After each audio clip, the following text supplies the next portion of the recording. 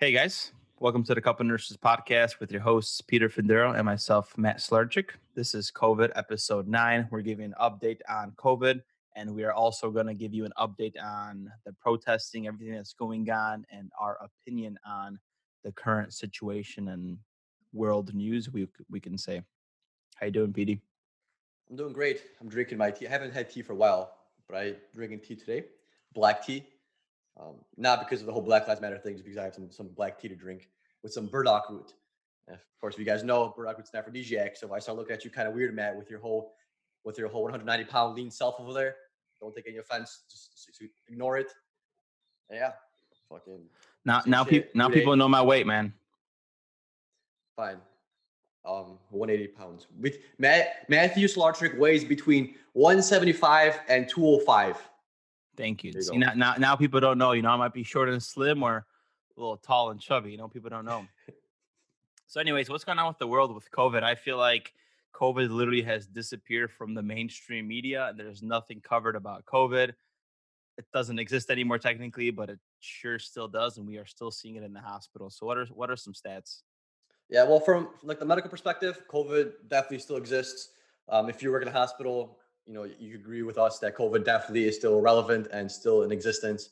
But numbers have definitely are looking like they are consistently stabilizing. I'm not saying that the cases and deaths are decreasing, or they are decreasing, but they're not decreasing to the point where we would say everything is safe to go. So cases worldwide, a little above 6 million. Deaths about 380,000. And here in the states, things are they're not as rapid as they were. We're definitely on a slight decline compared to where we were last week and a week prior. So US has about 1.8 million cases with a little bit over 100K deaths, and states numbers also increasing, but like the category of states, or like the worst hit states, they haven't changed in a few weeks. New York's first, New Jersey, Illinois, and then California. But things are definitely starting to cool down, calm down. Definitely still flattening the curve. Definitely still be careful, guys, especially if you're older. And yeah, hopefully within another month, hopefully COVID-19 won't even be on the news anymore. But that's has time will tell. But we are definitely a lot further than we were in March and in April. It's already June, and I feel like we did a good job as a country. A lot of people like to talk shit that we could have done more, but no matter what, there's always room for more, right? You can't really predict what's going to happen without actually going through it.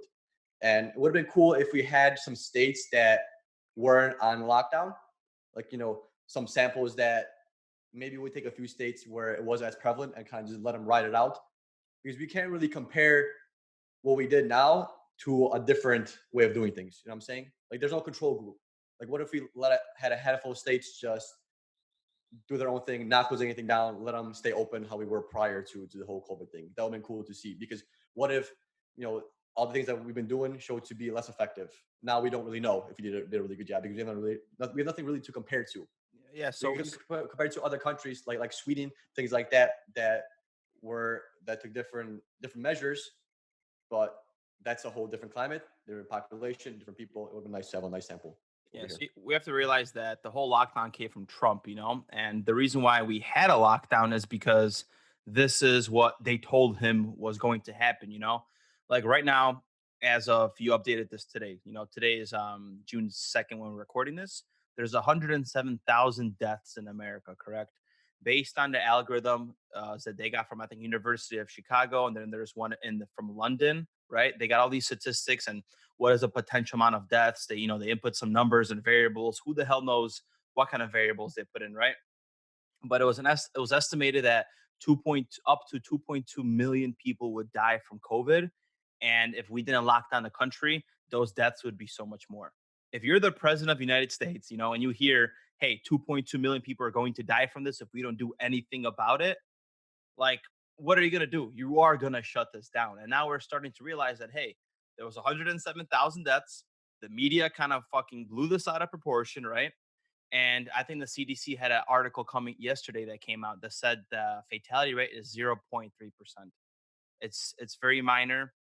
The cases that we see on ECMO and stuff like that, they're sick as a freaking sick as what? I As don't it know. gets.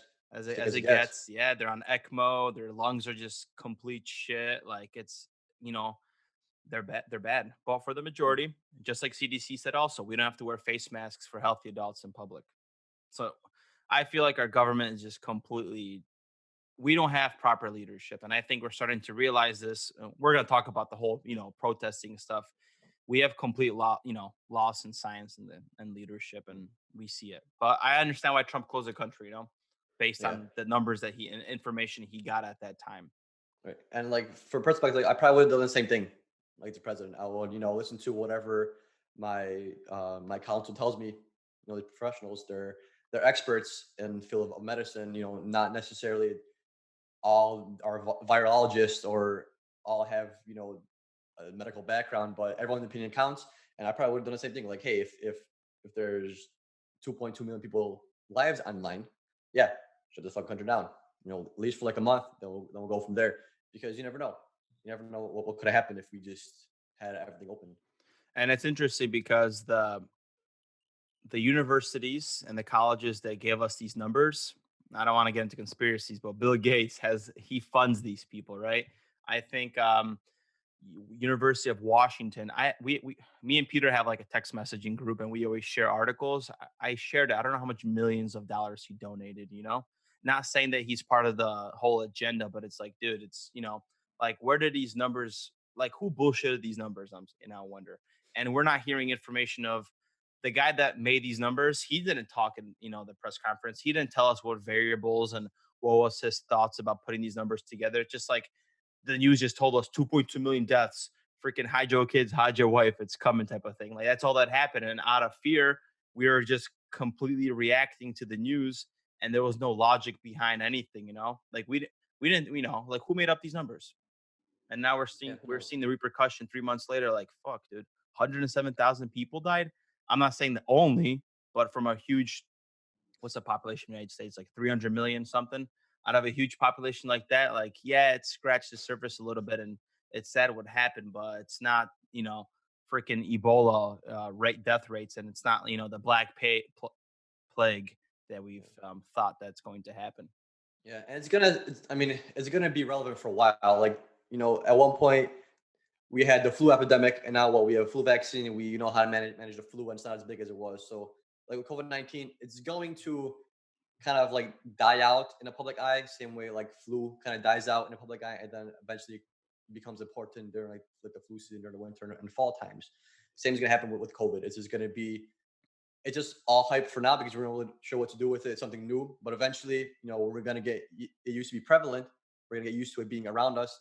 We're gonna be used to it just being part of life now. And eventually, it's not gonna get this much attention as it does now. Same with like the flu.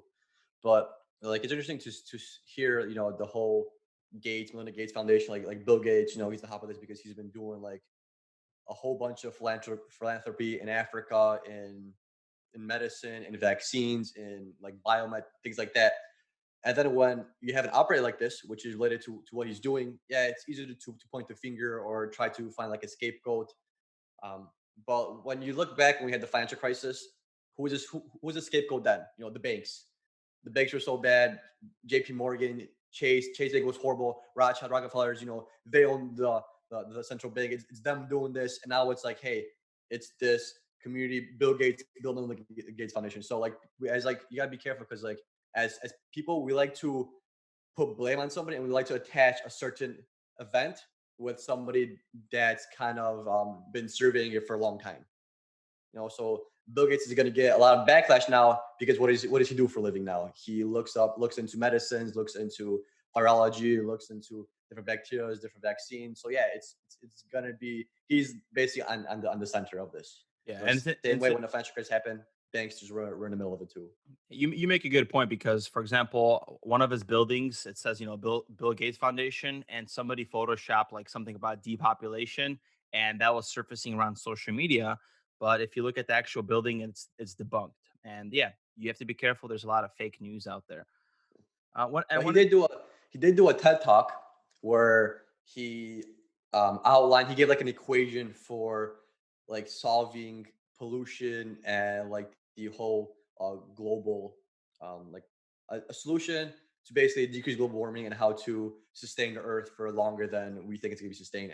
And in that equation, one of the variables was population size. So I understand why a lot of people would think he wants to depopulate the world, which I mean he might be trying to do this. I mean, I don't know. Have never spoken to him. I've never met the guy. I've never seen him Cool in guy. person. So who the fuck knows if he even exists in like in my perspective. But yeah, he gets a lot of backlash for that because in his little equation, he literally said that population size is definitely a key factor. And like there's like three variables that he gave: population and two other ones. And he like listed how hard or how easy these variables are to change. Like how much influence we have on these variables, and if one variable is easier to change than the other. And he went into this whole speech. It was pretty interesting. Yeah, because well, look at science. Like, look at Reddit. How they're showing all this stuff that the Earth is clearing up. The ozone, layer got better in the Antarctic. It always almost kind of makes you feel like shit. Like, wow, man, humans are really ruining the Earth. Like, more is technically not better. So it's science is telling us that more people is not good for the world, unfortunately. You But never know. Like we have almost 400,000 people that have died from this worldwide, and maybe Bill Gates found out that hey, if we kill 500,000 people every 5 years, we could add 6.6 million years Earth years on our planet. Like maybe he figured that shit out. Maybe he yeah. he figured out like who the fuck knows. Maybe he says if you could get rid of this much people a year, we could sustain the planet for this much longer. Like that's possible too. That's thinking like way out of the box, but like that like holy shit, like you never know what these guys are capable of. Well, look at those pillars in Georgetown. I don't know what state this in. We know those pillars are put in place, and it talks about like an agenda for depopulation. Kind of crazy, but that's conspiracy stuff. So if you guys want to hear more of that stuff, man, me and Peter are locked and loaded with that. But we're probably gonna bring that on to the like the after hours show for that loud. We're gonna Yeah. talk about all this stuff because we want to keep it strictly pretty professional here. And then if you go deep and down to the layer of what we talk about, you'll understand what's going on. But long story to summarize the lockdown and COVID so we could hop into the whole protesting stuff. I want to touch on one thing before we hop off COVID. Sweet, So me like too. so okay, for sure. I'll go first. I call dibs. Okay, so with the whole COVID thing is like since we've had it for a while, like these people are on ventilators for a very long time. And a lot of times we know if someone is intubated for a very long time, they suffer from majority of the time they suffer from some kind of a neurological defect or some kind of neurological issue. And why that happens is because if someone's sedated, even though you might give them a sedation vacation, um, you can't fully assess their neurological status. Like you don't know how they function without any kind of sedation or being not intubated. You're not sure what's going on neurologically, and that's crazy because if someone is intubated for a long time, there is a good chance that they might suffer a stroke at some point during that time that they're intubated. Right? That happens quite a bit. Someone's on ventilator and you can't tell when they're having a stroke because you can't assess them because they're sedated. Again, like I said before, you do a sedation vacation, but you don't do that all the fucking time. They're majority of the time they are sedated. Nothing you can do about it. And how do you figure out someone's having a stroke if they have neurologic manifestations? If they're sedated, they have no neurologic manifestations. Now with the whole COVID-19 thing, people are intubated for prolonged periods of time. A lot of these people suffer from neurological deficits, neurological issues. Another way we diagnose a stroke is, a CT scan or an MRI to kind of figure out if there's less perfusion in the brain. They're higher risk to take down to the MRI or the CT because first of all, you got to bring them all the way down, and they're not even might be stable enough to get brought down. If they're on ECMO, they're probably not going to go anywhere. If they're on CRT, you might be able to turn off the machine for a little bit, take them down, bring it back up. If that's even a possibility. And then plus, you bring someone down that's intubated into the CT machine or the MRI machine. What if you lose a connection with the AT tube? Guess what? The whole room is filled with COVID now. So a lot of these physicians don't even want to take it down because the risk of contamination is so high. And we're going to probably see a lot of these long-term intubations, especially these long-term effects from COVID-19. It's not going to be much respiratory. It's going to be more on the neurological side, long-term effects wise, not acute. Yeah, we actually had one patient that we brought down. I didn't personally do it, but another fellow nurse, CT scan with ECMO, full vent support. Like that must have been a pain in the ass to taking all those drips down. But I like how you brought up that point for sedation vacations because, like, for example, one patient I had, and this wasn't COVID, correct? It was just a guy that came in for endocarditis. As you know, endocarditis, you're at risk of having well, he had his valves being eaten away, but he could have clot up and create a lot of strokes. I had him overnight. He was just a hard person to sedate. He was bucking the vent, like, he was desetting. You want this guy to sedate it to help with his lung issue. He was sedated all night. And then, during the day, I come back and I had him the next day. Actually, I didn't have him the next day. I was a break nurse, but I asked him, like, hey, how is he doing? And they did a sedation vacation during day shift because the doctor didn't like something and he wasn't responding neurologically. Took him down for an MRI. Turns out he has 23 embolites, both ischemic and hemorrhagic strokes in his freaking brain. We didn't know. I didn't know. I'm not a bad nurse. I was doing the right thing and trying to sedate him to help his respiratory.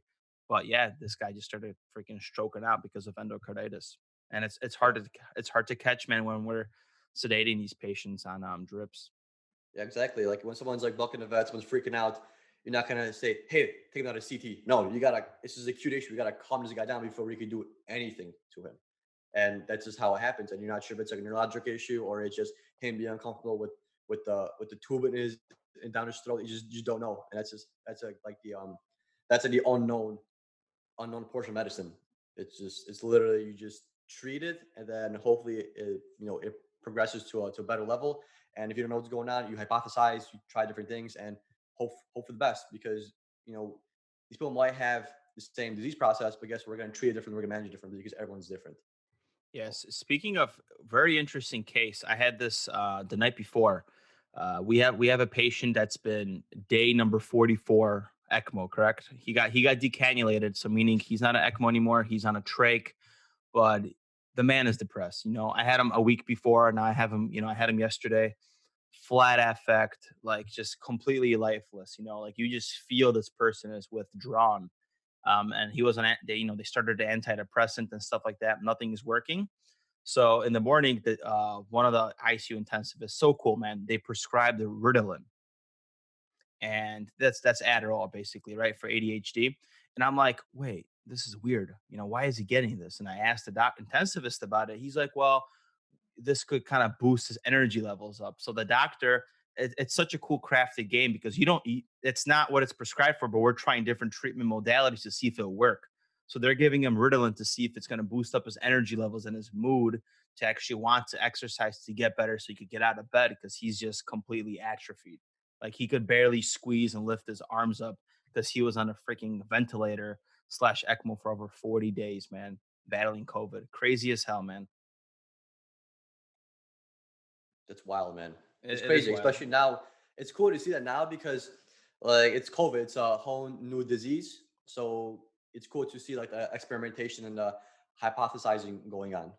So like you said, like that guy gave Ritalin for off label use, Yeah, off-label and if it use. works, it works. If it doesn't, then it doesn't. Back to the yeah, it's like it. Yeah, sometimes and we laugh about it. Sometimes, geez, I'm like wondering what I can say, what I can't say because of HIPAA. But Hmm. that same guy that had endocarditis, and I'm not exposing any names, so we're good. He ended up having open heart surgery. He had an abscess on his graft, so he had aneurysm that got infected from endocarditis. Needed everything replaced. Already a high risk surgery, and he ended up having open heart, went completely to shit, was bleeding in his belly, ended up passing away. But I kind of asked the intensivist, I'm like, if he had 23, strokes in his brain, what kind of quality of life is he going to have? Was there a point of operating on him? And at that point, like, you know, I forgot how he worded it, but if you don't do it, you're damned, and if you do it, you're damned anyway. I forgot what the term how he said it, but basically it was a hail mary. You know, Hmm. like there's nothing else we could do for this guy. Might as well see if we could fix one issue, and if it works, it works. But That's a it's good just approach, dude. yeah, man, fucking yeah. This healthcare is nuts. People just don't see Hmm. it. But to wrap things up a little bit here, regarding COVID transitioning, it's crazy how you know, I question whether it was a good idea to lock down because we have 40 plus million jobs lost. So 1 in 4 Americans right now are without a job. The economy basically got reduced to nothing. Everything that Trump did and created basically got reset to zero. All our pastimes were removed. We were trapped to deal with things, alcohol, I think sales increased. We had more violence, meaning domestic violence, right? Child abuse cases, suicide rates increased. I don't know what the statistics are, but the suicide hotline jumped up like 40% It's because wild. of COVID. So we had all these other diseases and everything that happened because of this. And now we're looking at the fatality rate of COVID. Was this a good thing? Was the lockdown actually beneficial to us as Americans long term? I really don't think so with what's going on, man. Because right now our economy is pooped, small businesses are pooped, and we don't have jobs, man. A lot of Americans. I'm thankful and grateful to be a nurse and have a job, but there's people out there that can't survive right now, man, and that's what's happening. And it's manifesting into the lockdown and the protesting because we're tired of this shit, man. We really are as Americans. Yeah, I mean, for most, yeah, I would have to agree. Like this lockdown might not have been the best, but like I said, it would have been nice to have some kind of a control variable. Yeah. But we did not have that in these states. We kind of jumped on it very, very, very quickly. Like I think the one good thing the president did, Donald Trump, was shut down the borders early, even though the World Health Organization did recommend it. He did it anyways. But yeah, I would probably have to agree. I thought in the beginning that this COVID-19 thing was overblown, and when people kept saying, "Hey, this predominantly affected with their 70, 75 years old, and it takes out about roughly like 1 to 3 years of someone's life, and the average age that people are dying from COVID-19 is actually higher than the life expectancy of a person in the United States." That I was like, "Hey, this probably isn't as bad as we think it is." Like it's bad working in a hospital and seeing this with COVID-19, what it brings in, what kind of patients you bring in, how sick it is. Like yeah, that is very serious. It's a very serious disease when you get it and you're elderly. So from that aspect, yeah, very dangerous. But for for our nation, for the world, it probably is not as dangerous as the media portrays it to be. Yeah. If I was somebody that had a lot of fucking money and I'm trying to take down America and I want to ruin American economy, I'm pushing for a lockdown. And I feel like we seen a lockdown happen, and then we had nurses that didn't have PPE, whatever, and we just blew that out of proportion, bro. The media just the nurses, and the nurses kind of had a little chip on their shoulders too, like, oh yeah, I'm a healthcare worker, and I embraced it too, like, oh, I'm a nurse. And that showed on media, and all these people are supporting nurses, and it's a whole big thing, and we just we were just riding the wheel, man. We're riding along with what mainstream media told us, and now looking back, it's like, wow, this couldn't. I mean, Anyways, I mean, don't get us wrong. I'm sure some hospitals were missing a lot of their PPE. We're not talking down on them. We're not saying that they exactly. made it up. But yeah, but like as bad as the media said it is, it hasn't. I don't think it has reached that point. Like New York is bad. Yeah, some areas are bad, and yeah, and I agree with that. But it's not as bad nationwide as we thought it would be. So now we'll see how the world rebounds from this. Yeah, exactly. I agree with you. So, death of George Floyd, man. And before we go into this topic, me and Peter don't understand, racism to that degree. We were bullied when we were younger, and we were bullied for not knowing the American language because we're, both foreign kids, and I still struggle with the grammar. I actually noticed my dare and dares I mess up so much. I think when I get back home after my contract, I'm gonna go take an English class and brush up on my English extra crispy. But anyways, I'm so gonna call you out. You're not gonna take no damn English class. I know you're gonna take no damn English class for sure, dude. shut up. I'll probably take a course or something in Udemy. Okay, I'm not gonna maybe, go to maybe college. that, maybe that. I'm We'll not gonna see. go to college and take a course. I don't got time for that shit. I'm gonna write a 15-page paper on Van Gogh because it's a requirement. I would have left the damn class. I'm tired of that shit. Anyways, I'm like, sir, I have a lot more important matters to attain. Just teach me this grammar shit, just so I don't have to Google how to spell these words, and let me be. maybe if I wanted to make a viral video, I'll have you come into class, record it really quick, how I walk out and just, say some shit to the teacher, make it go viral really quick. Anyway, so no English class for me. So we don't understand exactly what's happening when it comes to understanding the racism that happens for, African Americans. But we're trying to shed some light of what's going on, and we're trying to understand it to the best of our ability. And before the show, I did try to ask a fellow nurse that's African American how he had hit growing up, to understand. So Don't take everything with perspective, just like the news, and listen to what we have to say, and then formulate your own opinion. And always do your own research. Don't believe everything we say. Go research what we say. I mean, we don't bullshit. That's for damn sure. But still, DYOR. Do your own research. Exactly. So death of George Floyd. Basically, what happened? A police officer that was working for the Minnesota Police Department for 18 years kneeled on George Floyd. His name was Derek. Is it Chauvin? Chauvin, something like that. And it seems like it was more personal, meaning they worked together before. So who knows what the real story is? We're still gonna figure that out. But he I was mean, on I the don't know if it was personal. Like they worked together like years ago. yeah. I mean, And they're they didn't work like side by side how like you work with your nurses or like they worked in the same facility, not necessarily, they didn't see each other like as often as people might think. It's like us and environmental services. Like you see the person that brings up the meals, but you don't really have too much of a conversation with them. You're doing their thing, they're doing their thing. But they do have a history. They've met before in this like before this encounter.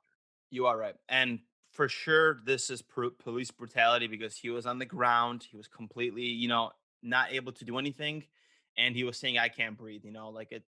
The scene is fucked up. And what's weird too is in the scene is like the people that come in, and I don't know if you watched the video, the people that came didn't even check his pulse, like didn't put any oxygen on the man, just like put him on the damn stretcher like a body and just like took him away. Like I don't know, man. I feel like whoever those EMTs were, I want to go talk to those guys too. There was no professionalism whatsoever. Weak as fuck. Like they like threw him on there and they like dropped him at one point, I'm pretty sure. When they're first trying to put him up, they couldn't pick the guy up. Yeah. And like the first thing that comes up, if you're picking up somebody like that, like would you not have knowledge to like check the pulse? Like this guy's like not moving, like you barely got him on the cart, and it would they just wheel him away, Yeah. like the wheel someone like the wheel away somebody that's dead, like to the morgue. So yeah, supposedly they had like a body armor on as well. So I wanted to investigate that after we watched the video. But regardless, the way that was handled is complete bullshit. They didn't even check a damn pulse. If you have a guy that's laying flaccid like this, like, aren't you wanting to save his life? So I want to know. I want to hear those people speak about this. Like, what did they think? What happened in the ambulance? Right? Did they do chest compressions? He was already pronounced dead when they had him. You know what I mean? Like, there's so much to the story. But anyways, long story short, protests broke out for accountability for George Floyd and what happened. And as of now, the man is arrested. Correct? He's going to get charged with third degree murder, And or is it for manslaughter, yeah. and Third manslaughter? degree, third degree, and manslaughter. I'm not sure what third degree means, but if it's third degree, It's it, I mean, I it's think ba- first degree is the highest, right? First degree is the highest, and third so degree is the lowest. yeah. So I took a law class. I learned something out there. So first degree murder is basically it was don't quote me guys on this. It's intentional, meaning you had a plan, you had a purpose, and you executed that plan um, for this to happen. Correct. Third degree is meaning you kind of did it out of emotion. So if you came upstairs to your room and your wife is cheating on you and you kill the guy, that's not first degree murder because you didn't have a plan to kill the guy. You reacted out of emotions, and it's third degree for that reason. You still kill the guy, right? So you'll have less years in prison, basically. But What was anyways, manslaughter then? Do you know? that yeah, I don't know that term exactly. I man exactly as it sounds, manslaughter. You slaughtered the damn man. I, But yeah, I but what? I told Not, you, not, huh? yeah, not to laugh, but like, what are the repercussions? Like, like first degree is probably you're gonna be in jail for like the 25 rest of the. plus. Yeah, Yeah. there's no way of you getting out of it. Third degree is almost as bad, but obviously it's not as bad as like first degree and second degree because it was more based on emotion that you actually thoroughly go into the process of, hey, I'm gonna kill this guy in this manner. Yeah. Manslaughter, I don't fucking know. It sounds worse than murder. Yeah, I could look it up right now, but for the sake of the show, we're good here. And he's going to appear in court later this month, the police officer. So we'll see what happened. But long story short, man, protests have broke out all across America. I feel like COVID was already, bad enough, and we had curfew and stuff. Now we have curfew again. I think in LA at 6 p.m. we got to be home, and cops are just patrolling the streets and the National Guard. So it's messed up what happened, and I feel like finally it's a can of worms that got opened up, and I feel like we should be standing up. I respect everything that's happening. Unfortunately, there's people that take advantage of the situation and are looting and rioting. But shout out to all the people that are making a difference because making a post on social media with a black screen doesn't do absolutely shit for this, you know? Like it's just solving an internal guilt. Like, oh, I didn't do anything. Let me post a black thing. And I did it too. I'm accountable as well, but we should be, hitting up our mayors or whoever it is, our representatives, that's in our community, signing petitions and bringing real change. That's what we need. Not social media, real change in the world, because it's messed up what's going on, and police brutality has been around for a very long time. Yeah, I mean, is it a matter of like of races? I mean, I don't know, but I'm leaning towards yeah, because we hear a lot about police officers harming the African American community, and like with the whole Rodney King thing, and then Ferguson, and then now this, like it's kind of just shows that you know racism still isn't fully like rid of in this country. Like Systemic would bias. yeah, would that have happened to a person that was white? I mean, I have no idea. Maybe, but in this situation, it happened to be an African American, and it's not fair. Like, I don't know. I'm not a police officer. I'm not sure what the culture is on police forces. Like, I'm not sure how, because you could tell nursing culture is because you're a nurse. Like, if you meet a nurse, they're gonna a lot of times you're gonna have a lot of similarities with you. Like some of that, the what's it called, aneurysms. You have similar energy. You have similar jokes. You're gonna have similar understanding. You have a similar way of looking at things. And I'm not sure what the culture is like that in the police department. Like, is everybody like racist? Is there some people that are racist? Is it like, do they have like these inside jokes that make fun of different cultures or different races? Do they look at African Americans differently compared to people that are Latino, compared to people that are Asian, compared to people you know that are brown, black, green, white? Like, I don't know. Like, I don't know how the culture is, man. Yeah. And what about like tests for police officers? Like, is there a way to test police officers to see their personality if they are going to have a systemic bias? Like, what that's another thing. Like, I feel like cops are just educated really quick, and boom, they're just becoming. I don't know actually. So don't get offended for what we say. This is just complete opinion. But what's the educational standards for police officers? Like, should I don't know. Well, they? you're yeah, but it's really that you bring it up. Like, is there a test where are there tests that can predict someone's bias towards someone's skin color? But Like, there's like lie detector tests. I mean, yeah, but who knows how those work? Lie detector tests aren't. They're not gonna be able to tell you like your internal bias because it's your internal bias. Like, like how many times have you said something and you're just like, then that's kind of inappropriate. You realize it later that hey, what I said was probably inappropriate, but you just naturally just said it. Like some people have like internal bias, like they might not be realizing that they're being racist, or they might not realize that they're having a bias against this person or against this thing or the way they do certain things. It's kind of hard to tell. Like maybe there's some exam that flashes. I mean, I have no idea, but just throwing this out there. Maybe there's like a test where there's a police officer with a gun, and then hey, they have to react quickly. So maybe it shows like African American doing the same thing as a white person, and it's like a randomly organized. And does a police officer take a certain action depending on a person's skin color? Does he pull a gun quicker on African American compared to a white person? Like that would be an interesting thing to look at. And we have the research, the tools, the science to test it, and that's what we should be doing. We should devote some time into this because it's a big manner. You know what I mean? We should have scientific experiments to find out exactly what the heck's going on a Yeah. deep level with like police officers and stuff. Like we have the ability to do it. Whether it's going to be done, I'm not sure. Because for example, the June 1st, President Trump delivered a speech, correct, with what's happening, and he basically said, we have everything under control, and we're gonna just basically take out the attack dogs on you. These looters, they're gonna go under, they're gonna get penalized to the highest degree. You're gonna go to prison.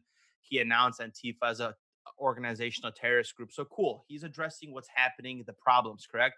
But in his 10-minute speech, he did not address police brutality or what's going on. He didn't bring up that issue. It's like let's just kind of sweep it underneath the rug. No, man, we have to protest against this. We have to have some kind of justice. We have to change the system, bro. That's Yeah. what this is. And it's interesting to see what's going to happen because the trial is supposed to happen at the end of the month. So we have a solid, like, 2 or 3 weeks before we even figure out what kind of verdict this guy's going to have. Is he going to get charged with third degree? Is he going to go to jail for the manslaughter? What's going to happen? So I'm not sure there's gonna be rioting all up until that trial. I'm not sure. I have no idea I don't know what to expect. Expect the unexpected, and this is kind of what we got to work with. Is there gonna be riots all the way up until the date of trial and afterwards? Like who knows? That's definitely possible. Yeah. But if I was a judge, like that video literally shows that he killed him. Maybe not with intent. Maybe he had intent. I don't know. That's gonna be like next step to figure out. But that video, it didn't. To me, it didn't look like he wanted to kill him. To me, it looked like he did kill him, and he probably did it on emotion, which is not right. Don't get me wrong; it's not right to do. He for sure go to jail for murder. For sure, he for sure murdered this guy, no doubt about that. But now it's the job, now also job of like the jury or or the juror or whoever's doing the trial, depending on what kind of trial this is to decide, well, was there intent or was there not Yeah. intent? It's interesting because Murder's clear. actually was on a jury for a first degree case, by the way. And it was a kid that he shot somebody. Basically, the kid didn't do anything, but he partook in the murder.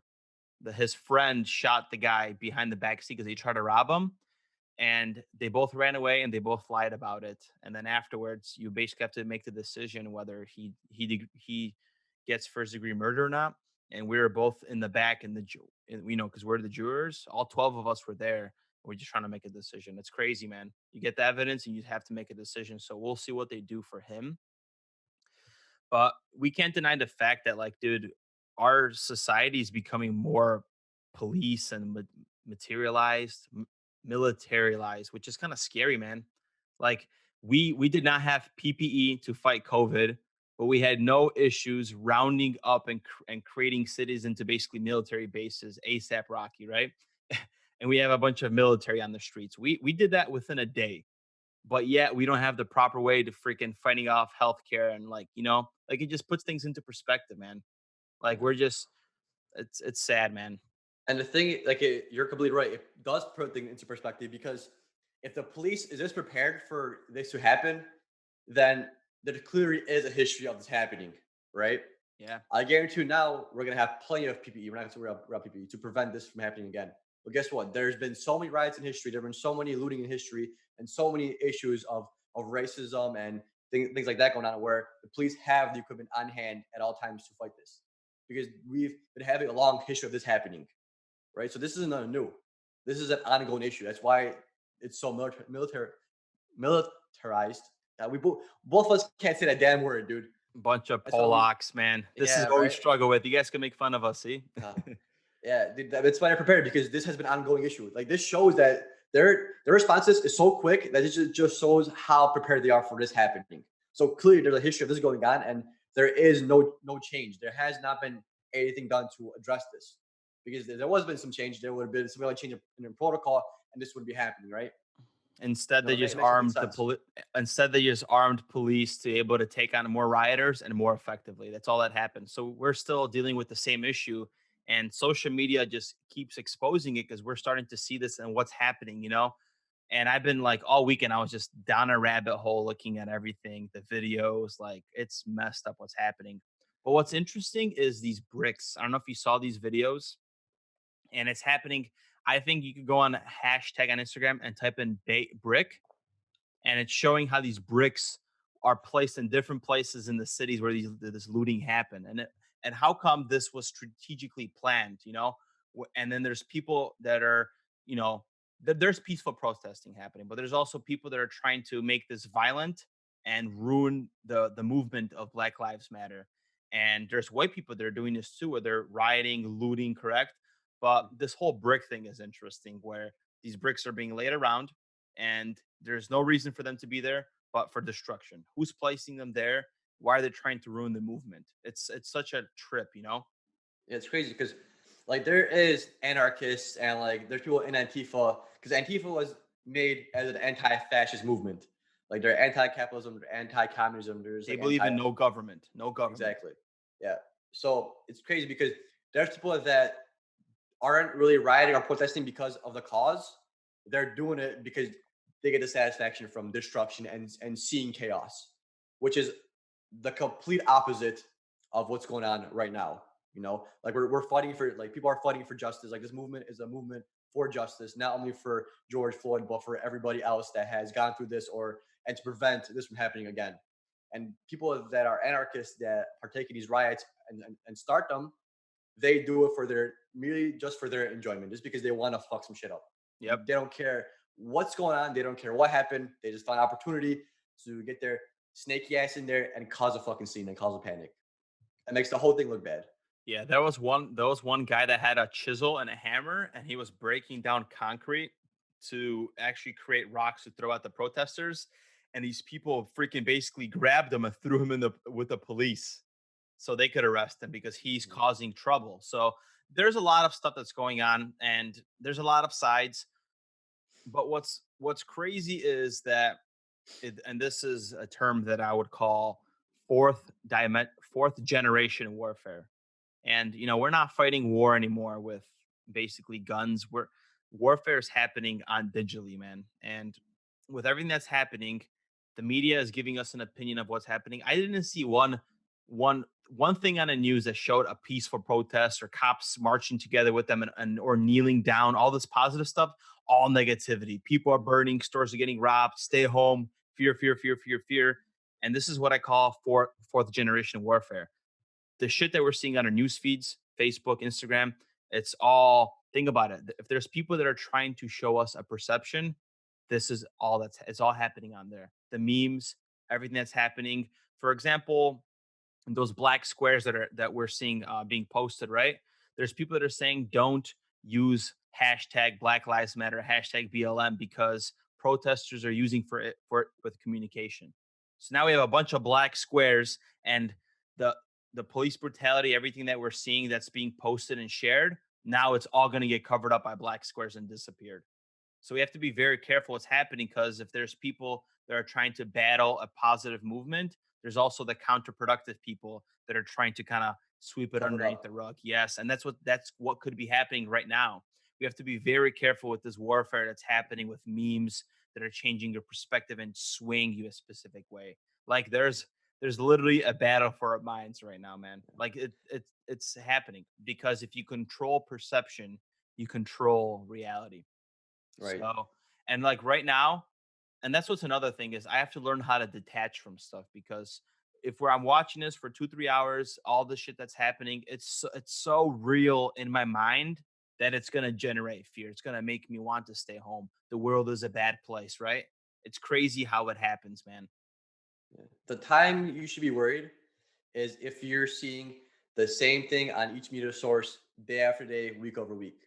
If you're seeing the same information or the same agenda consistently through all the TV sources, CNN, CNBC, Fox News, or all the other news stations, if they're all pushing the same idea for weeks on, weeks at a time, and not giving you other sources of information, that's a time where you should be worried. That's a time where you should kind of look out of the box. Like, why is there only one opinion being looked at? Why is there only one viewpoint being pushed? Like, that's when your brain should start thinking about something else, because a lot of times there is something else going on. Like if it's like a 1 day, 2 day, 3 day thing, that's okay, because maybe that does need that focus of the news. But if it's day in and day out, weeks and months, the same thing going over and over again, same thing on all news networks, and it's all it's feeding you, that's when it becomes an issue, because then that is gonna, like Matt said, it's all like for your attention. Eventually, that's gonna get drained into your head, and that's the only idea you're gonna have. That's the only one opinion you're gonna have is that opinion, that what they're feeding you. And it could be someone that's completely unattached to that. So when you're getting a lot of information from a lot of different areas and it's telling you these different things, it might seem like it's messing with your mind. That could be another, misinformation campaign, is they give you so much information where you don't know exactly what is going on. But the thing is to be kind of like in the middle, you could say. And the only Yeah. way you can be in the middle is if you look at different sources and make your own opinion out of it. You might not be right, you might be wrong, but at least you kind of have your own opinion informed. And then you have to not be ignorant, because if I always make my own opinions, and if I'm always right, then guess what? I'm being more biased than the damn news station. So it's all about forming your own opinion. It's all about getting your information from different places, different aspects. And the only way you can do that is if you actually talk to people, or if you actually put in the effort to look up these things, not just take whatever they're just for as like the truth. Yeah. And what's messed up is like there's people that are supporting the movement. There's people that are not supporting the movement. They're looting. It's bad. And once again, guys, this is divide and conquer. And we're seeing instead. I feel like with COVID, we had unity. We're coming together and let's all do this. And now it's like let's be separate again. And it's like, bro, it's like the political news is just showing different stories, right? And we're just constantly getting broken down and just being divided. And it's like, you know what, I'm tired of this shit because everything is freaking political. Everything has to be political. There's always has to be a side. There's always has to be a different category, left, right. There's always an opposition. Everything that we're experiencing right now in life, it's pissing me off because we can't live freely without politics. And aside from like the Black Lives Matter and everything, shit, I'm about to go protest just for the sake of just changing something in America and standing up against police brutality because I'm tired of this shit myself. You know, this Yeah. system literally has no benefits for the middle class. The middle class got messed up. Even if you look at COVID, if you look at Amazon, Facebook, they made billions of dollars from this. Yet the middle class is fucked. Small businesses are still being ruined, and just like in history, the rich get richer, and then we get poorer, man. And then we have the cops that are that just has to keep us in place and tell us to shut up. That's that's exactly what's happening. If you look at the big picture, it's mind blowing, bro. Yeah, dude, it's crazy, man. Like, it's. I mean, I'm not being a saying cop. we I'm not saying we have to overthrow the government, but if this continues, I think we have no choice but to do something like that. Yeah, dude, we need like healthy politics and like actual solutions to this. Like, this can't just get swept out of like under the rug because like if nothing is done and justice isn't given, then you know the thing is with time, the longer they could keep it under the rug, it's gonna fade away. But the thing is with these kind of issues is I feel like they get worse and worse over time. That if nothing is done now, the next time it's gonna be even worse. You know, Yeah, and not just for the rioting, but next time it could be not just one person, it could be two or three people that are gonna get killed by police. Like there has to be they have to I think now is a time to maybe even restructure the whole like police department. Like, if clearly they're doing something wrong. It wasn't like shit happened in Baltimore, shit happened in Chicago, and now it's Minnesota, Minneapolis. Like stuff keeps happening, and why does it keep happening? It's not just you can't just hand somebody a piece of paper and you put in new protocols in place. It's gonna be like a new in service, like we get in services in a hospital. Like this isn't an in service isn't gonna solve this. Like there's some kind of issue like deep inside the police system, and it has to you got to pull that root out. It's a weed. It's a weed in the system. We got to pull out. I'm not sure if it's the way that the higher ups do things or what exactly is going on. Maybe people are too comfortable being in a high position of power in the police department and don't want to change anything because they just want to retire in 5-10 years and just kind of want to ride it out. That's not the shit. That's not how shit works. Like shit has to get changed, has to get done. You can't just chill and wait for retirement and then have somebody else solve these problems in the future. Like no, yeah, like this has to be solved now. yeah, man. The race war, racism, everything that has to get fixed. And the thing is that we're not electing proper people in America for this change to happen. And that's what's messed up is the people that have money, the people that are funded from bigger people, corporations that want a good change. Well, what do you know? Those are people that get elected. Like we have to choose this year to vote for the greater of two evils. Joe Biden, which freaking is deep in who knows what's pockets. We'll talk about it some other time. And then we got Trump. And it's like, you know, both of them a bunch of whacks. They're not going to make any difference. And this is who we have to choose. Like, what a freaking broken system, man. Like Andrew Yang, like that guy had a lot of freaking great ideas. Young guy, a lot of interesting political change that could have happened, right? I'm all for trying something different. And that's what we need, man. We need somebody that understands this problem, whether it's in healthcare, whether it's in, police, and could put forth a plan like Bernie Sanders had it with healthcare, and we could push a different idea because clearly shit ain't working, man.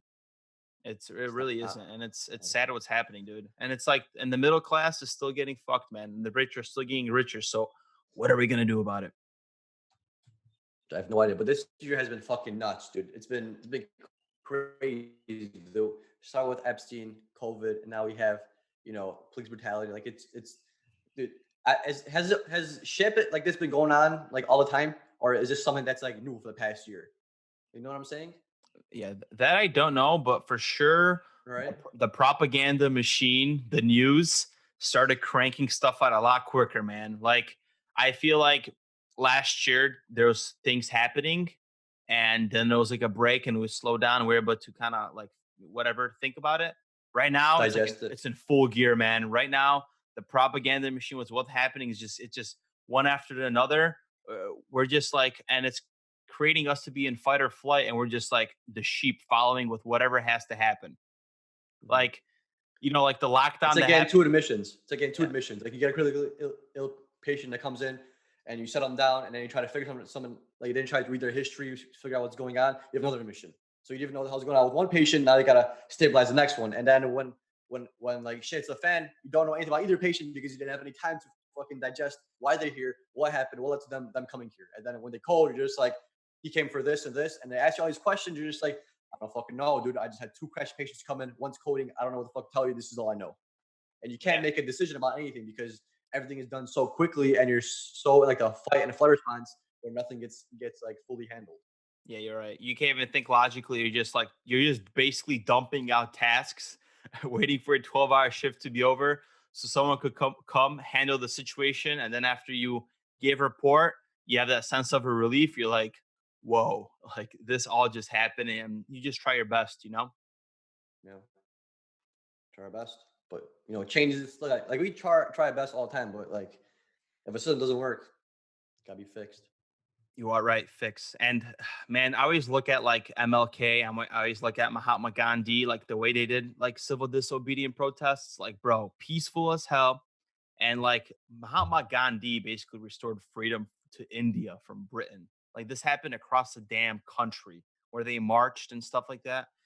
And like, if shit doesn't get fixed, we just need a giant peaceful protest, maybe to like Washington D.C., swarm everything, take a kneel, whatever, sit down in meditation pose, so we are peaceful, and just ask for change, man.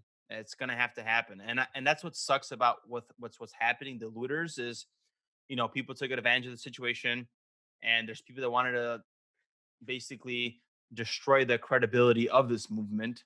But we can't let this kind of get swept underneath the rug. If shit doesn't Yeah, get changed politically, we got to keep pushing for it, man, because these institutions are broken.